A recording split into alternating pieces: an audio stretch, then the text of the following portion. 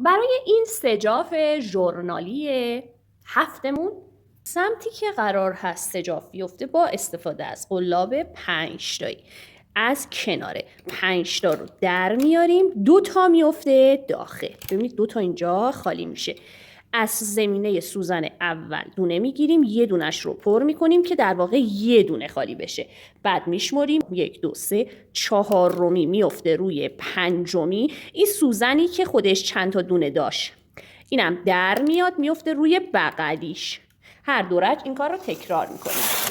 حالا اگر قلاب 5 تایی نداشتید با استفاده از قلاب 3 تایی، ببینید سوزن 1 و 2 رو کاری نداریم، سوزن 3 و 4 و 5 در میاد، 2 تا میفته این سمت. بعد این 2 تا در میاد. الان در واقع کار 5 تاییمون رو کردیم.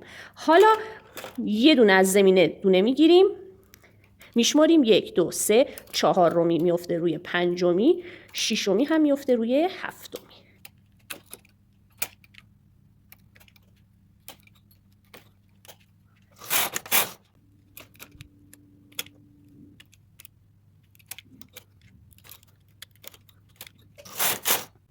و این هم میشه نتیجه کار ما. شما میتونید برای یقه های هفتتون از این سجاف بسیار زیبا برای لباس های زنانه استفاده کنید.